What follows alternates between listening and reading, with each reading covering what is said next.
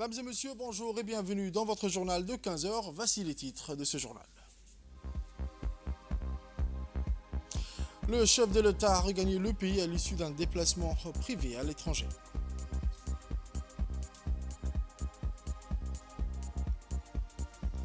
Dans l'actualité internationale, des voix s'élèvent aux Nations Unies contre la guerre au Proche-Orient. Les détails dans ce journal de 15 heures. Mesdames et messieurs, merci encore de nous rejoindre dans ce journal de 15 heures. Le chef de l'État a regagné le pays à l'issue d'un déplacement privé à l'étranger. Le président de la République, son Excellence, M. Ismaël Omar Guelleh, a regagné ce dimanche, en début de soirée, le pays à l'issue d'un déplacement privé de quelques jours en France. En clôturant ainsi son agenda personnel, le président Guelleh donne le signal fort de sa volonté de se consacrer pleinement aux affaires de l'État et de mobiliser toute son énergie pour relever les défis qui se posent à notre pays et à notre peuple.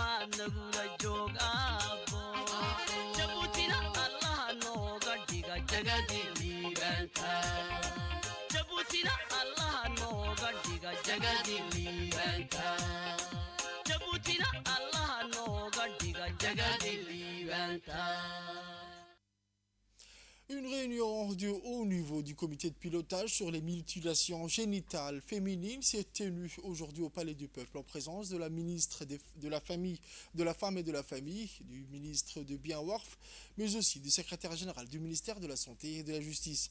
Organisé par le ministère de la Femme et de la Famille en partenariat avec le Fonds des Nations Unies pour la population, cet événement a marqué l'arrivée d'une délégation internationale venue évaluer les progrès réalisés dans la lutte contre cette pratique encore prévalence en environ 70% dans le pays.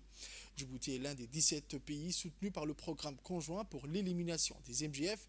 Il a démontré un engagement ferme dans cette lutte. Une stratégie nationale globale a été mise en place, impliquant divers acteurs clés issus des différents secteurs, dans le but de renforcer les efforts pour abolir cette pratique néfaste.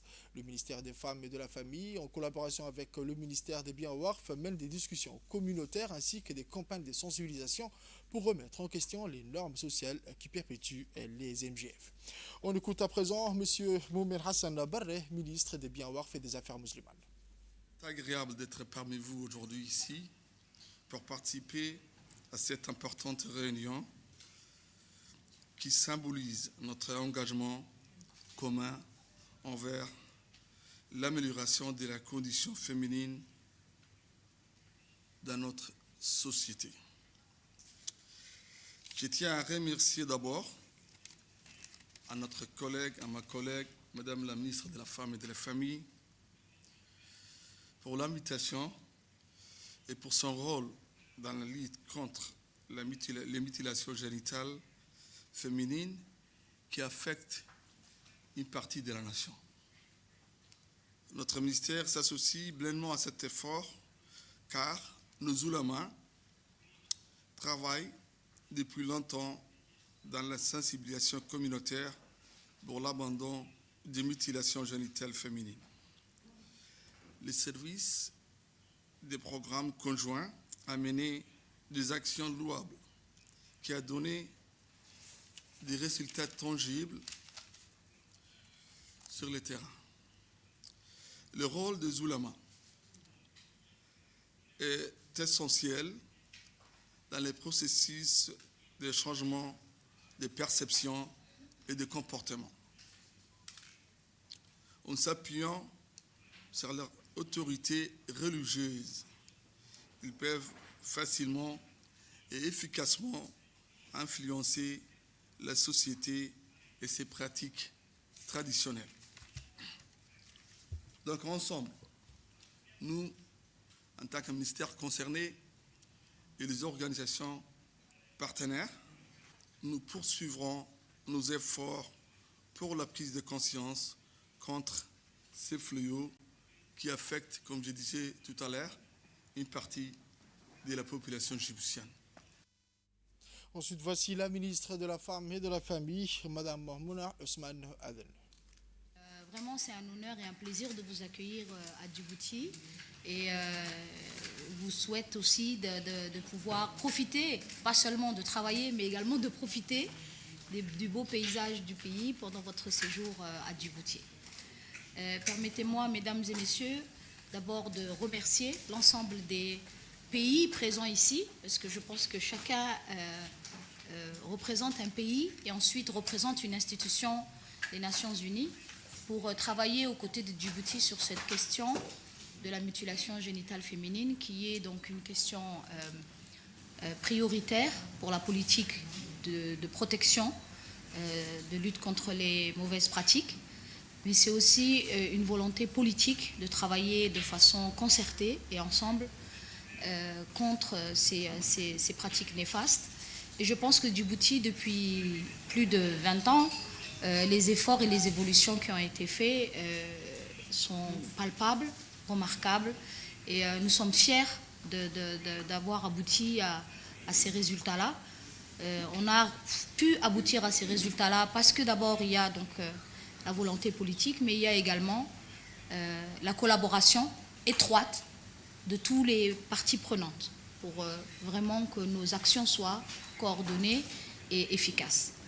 Je veux remercier également le FUNIAP et l'UNICEF, qui sont donc les agences qui sont étroitement impliquées dans ces travaux et qui travaillent aux côtés de tous les départements ministériels que j'ai cités pour que ces actions soient menées de façon effective et efficiente sur le terrain.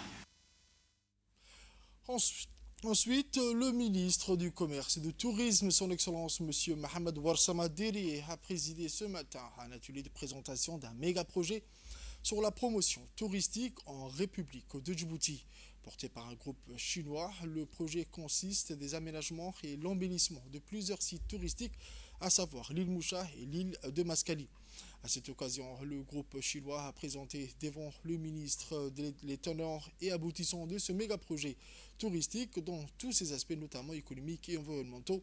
Le ministre était accompagné par ses proches collaborateurs comme le secrétaire général du ministère du Commerce, M. Ali Daoud, et M. Ousmane Abdi Mohamed, directeur général de l'Agence nationale du tourisme. Après la présentation, le ministre ainsi que le cadre présent à cet atelier de présentation ont pu réagir sur le contenu de ce projet emblématique. C'est ainsi que le ministre Mohamed Warsama est intervenu sur les aspects écologiques et la préservation de l'écosystème maritime, vu que les sites évoqués font partie des zones marines protégées. Dans sa réaction, le ministre a félicité le groupe chinois de s'intéresser à Djibouti et promouvoir le tourisme de notre pays. Ensuite, le directeur général de l'Agence nationale du tourisme a réagi devant le micro sur les tenants et aboutissants de ce méga-projet touristique. Voici ses propos. Une compagnie chinoise qui a une large expérience dans le domaine de construction, aussi bien dans le domaine touristique et dans le domaine d'urbanisation, qui est avec nous à Djibouti. Ils sont avec nous depuis 4 mois. Aujourd'hui, ils nous ont présenté le plan d'aménagement de l'île Moucha Mascali. C'est un plan intégré qui comprend plusieurs projets et qui va permettre l'essor du tourisme. Non seulement du tourisme au niveau balnéaire, mais aussi le tourisme de Djibouti au niveau régional.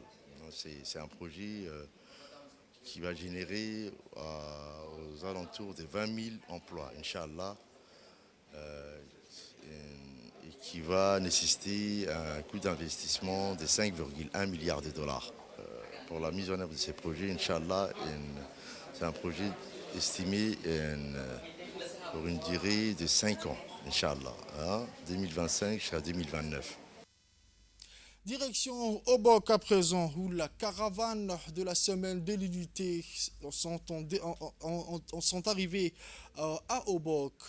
La délégation, le coup d'envoi a été donné hier au Palais du Peuple, une cérémonie parrainée par le Premier ministre, son Excellence M. Abdelkader Kamel Mohamed.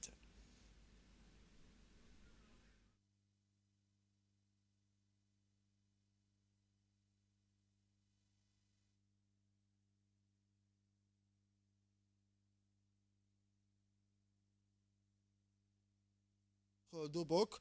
Au nord, une soirée d'animation musicale et culturelle devrait se tenir hier soir également.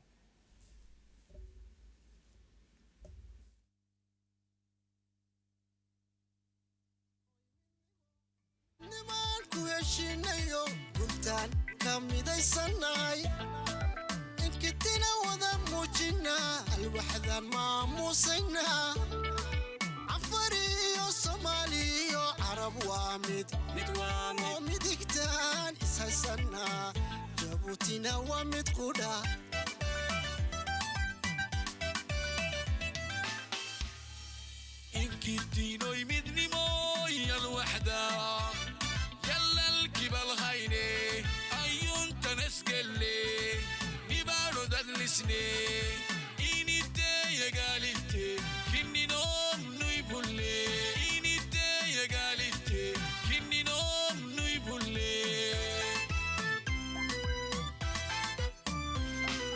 إنكتينو يمدني مويا الوحدة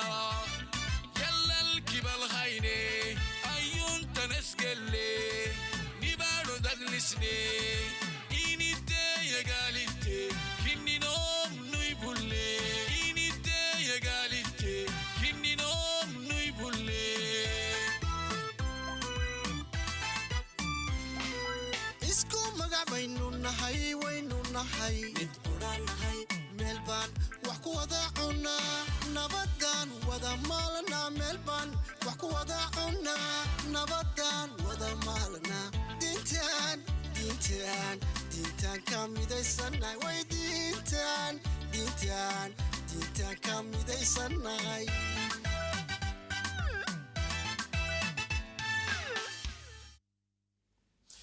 Il est l'heure de l'appel à la prière de Salat al-Asr. On se retrouve dans un instant pour la suite de l'actualité. Mesdames et messieurs, nous allons écouter à présent la réaction du ministre Qassim Haroun Ali, ministre délégué chargé de la décentralisation.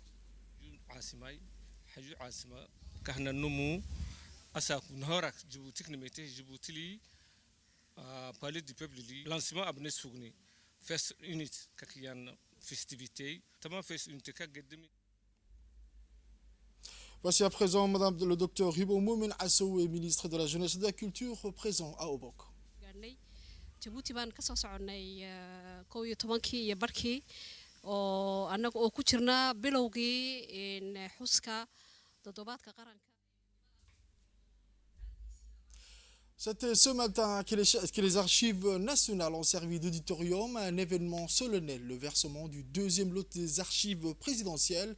Cette cérémonie a réuni les dignitaires responsables politiques et figures culturelles, tous présents pour célébrer un acte qui va bien au-delà de la simple formalité administrative, la sauvegarde de notre mémoire collective.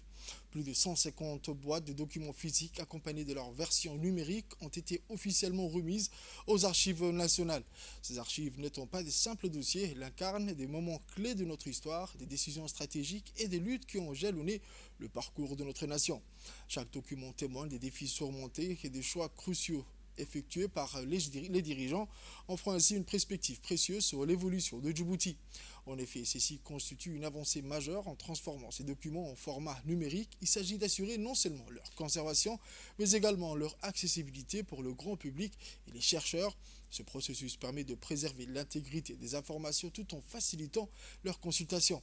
Grâce à cette initiative, les citoyens auront la possibilité d'explorer notre passé, contribuant ainsi à une meilleure compréhension de notre identité nationale. Cette cérémonie a également été marquée par la signature des bordereaux de versement, moment de formalité qui résonnent comme des engagements pour l'avenir. Il est essentiel de souligner que ce versement n'est pas qu'une simple opération, c'est une déclaration d'intention qui renforce les liens entre notre héritage et notre modernité.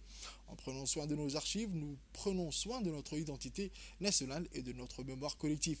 Cette initiative démontre également l'engagement de Djibouti à promouvoir la transparence et la bonne gouvernance. Nous allons écouter les réactions respectives de la chef de département des archives nationales et la chef du département de la présidence. Là, nous sommes réunis pour recevoir le deuxième lot des archives de la présidence. Pourquoi le deuxième lot? Parce que nous avons reçu un premier lot le 1er février 2024. Là, c'est la succession, la suite. C'est un processus, c'est un programme qui a été mis en place pour enrichir à la fois les départements des archives nationales, qui est un département dédié à la conservation, à la collecte des archives. Et ce programme, c'est un programme vaste, initié à la fois par la présidence et le ministère de la Jeunesse et de la Culture en partenariat.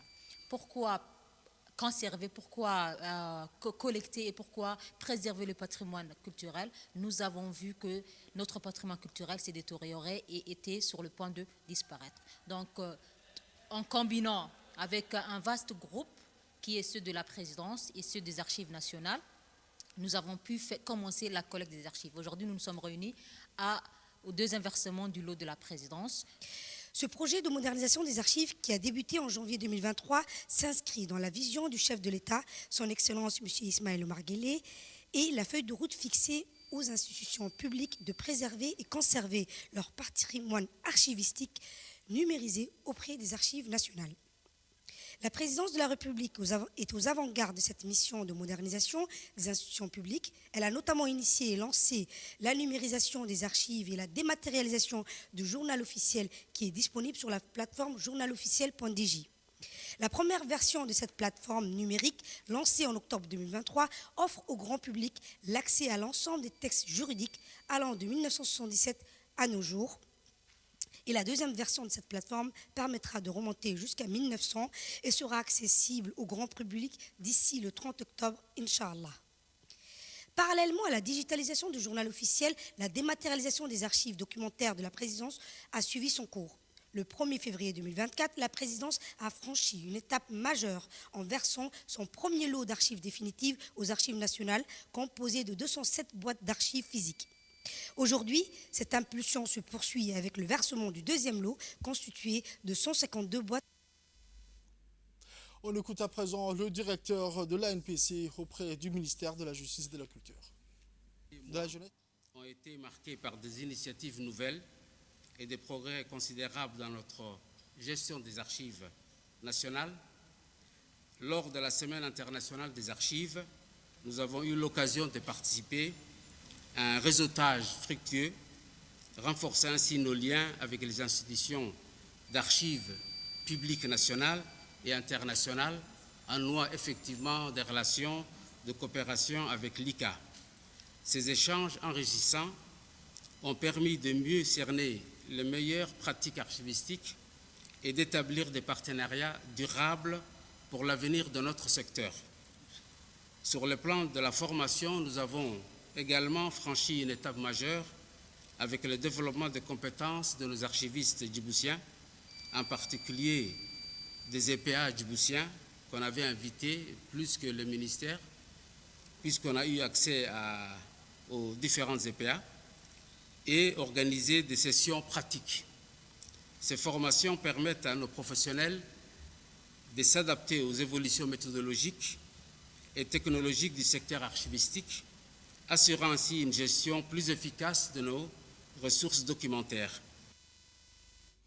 Ensuite, le directeur de l'Institut islamique de Djibouti, affilié à l'université Imam Mohamed Ben Saoud islamique, Dr Salah Ben Saïd Al-Chehri, a présenté ses plus sincères félicitations à son Excellence le président de l'université, le professeur Ahmed Ben Salem Al-Amri, ainsi qu'à l'ensemble de son personnel à l'occasion de l'inclusion de 26 chercheurs de l'université dans la liste de 2% des chercheurs les plus distingués et influents au monde entier, selon le classement scientifique de l'université de Stanford pour l'année 2024. Pour sa part, son Excellence, le président de l'université a félicité les chercheurs dont les noms figurent parmi les 2% des scientifiques les plus cités au niveau mondial, exprimant sa gratitude envers ces scientifiques qui, grâce à leurs recherches pionnières et exceptionnelles, ont contribué à élever le nom de l'université à des niveaux internationaux. Un incendie s'est déclaré en fin de matinée à l'université de Djibouti, dans le site 3, à côté du lycée de Djibouti. La fumée du site de l'incendie était visible de loin. Les responsables de l'université étaient tous mobilisés suite à cet incendie qui s'est déclaré dans le premier bâtiment situé à l'entrée de l'université qui servait de dépôt de matériel. Par précaution, tous les étudiants de l'université ont été évacués ainsi que les élèves du lycée à cause de la fumée. L'intervention des sapeurs-pompiers sous les ordres du directeur adjoint de la protection civile, le colonel Abdelkader Abezid, était rapide pour venir à bout de l'incendie qui était l'origine de l'électricité l'origine était l'électricité selon un premier contact. Sur place, les éléments de l'entreprise Harmonica chargés de la sécurité ont fait le premier secours et l'électricité a été coupée pour éviter la propagation. Les autorités concernées, dont le ministre de l'Éducation, Mustafa Mohamed, le préfet de la ville, Abdi Siki, le colonel de la protection, se sont rendus sur les sites pour superviser les interventions des sapeurs-pompiers qui ont été efficaces pour éteindre l'incendie. Qui sera déterminé par l'unité judiciaire en collaboration avec l'unité d'investigation de la protection civile vont déterminer le cause exact de l'incendie. Nous allons écouter à présent le préfet de la ville de Djibouti qui a félicité les éléments de la protection civile qui ont rapidement maîtrisé cet incendie. Aujourd'hui, dans l'enceinte de l'université de Djibouti, dans le site 3, juste en face du lycée d'État, devant la gymnase du lycée. Donc un incendie s'est déclaré il y a 1 heure à peu près. Donc heureusement, l'équipe de pompiers, la protection civile, les policiers, les gendarmes sont tous présents. On a réussi à maîtriser la situation au moment où on se parle. Aucun dégât humain n'est à déplorer, à part quelques matériels qui ont été brûlés. En fait, l'incendie n'a pas touché toute l'université ou tout le bloc. Il y a un petit bloc situé devant le portail de l'entrée qui servait en fait en bloc pour la maintenance de matériel. C'est ce bloc qui a été incendié. Mais comme je vous le disais, à l'instant même, l'équipe de pompiers s'est rendue sur place pour maîtriser la situation et pour éteindre le feu. Au moment où on se parle, il n'y a aucun feu qui est là, et à part la fumée. Nous remercions aussi l'intervention rapide du corps de la police de sécurité nationale qui n'ont ménagé aucun effort jusqu'à maintenant, qui se sont déplacés à l'instant même pour maîtriser la situation, pour évacuer le lieu. Et même les élèves du lycée ont été évacués. Parce qu'il y avait trop de fumée là-dedans. Les élèves ou les étudiants qui étaient à l'université aussi ont été évacués. La route était dégagée. Donc toutes les dispositions ont été prises pour assurer la sécurité routière et la sécurité humaine. Aux nouvelles mondiales à présent, les délégués participants à l'Assemblée générale des Nations unies à New York ont exhorté les partis en présence au Moyen-Orient à cesser les combats.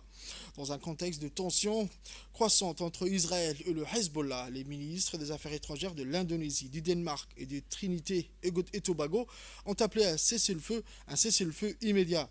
Des centaines de milliers de personnes ont été déplacées dans toute la région et il existe un risque très réel de guerre régionale totale qui affecterait non seulement les populations de la région, mais aussi chacun d'entre nous, a-t-il indiqué. Cela doit cesser et cela doit cesser maintenant, a déclaré le ministre danois des Affaires étrangères.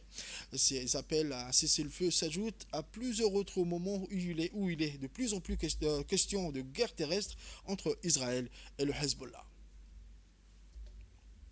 Ensuite, le ministre égyptien des Affaires étrangères était à la tribune de l'Assemblée générale des Nations unies samedi. Badr al-Abdelati a formellement indiqué le soutien de son pays au projet de réforme de l'ONU qui vise à octroyer 2 sièges permanents à l'Afrique au sein du Conseil de sécurité. Nous ne pouvons pas accepter que l'Afrique et les États arabes n'aient pas à ce jour de représentants permanents au Conseil de sécurité et ne jouissent pas des prérogatives qui s'y attachent. Nous soutenons la déclaration de Sirte et le consensus d'El-Zouini pour réparer l'injustice historique faite au continent africain, a déclaré M. Badr, ministre égyptien des Affaires étrangères. Par ailleurs, le diplomate égyptien a signifié l'opposition formelle du Caire à ce qu'il appelle déplacement forcé ou transfert de population pour tenter de résoudre la question palestinienne.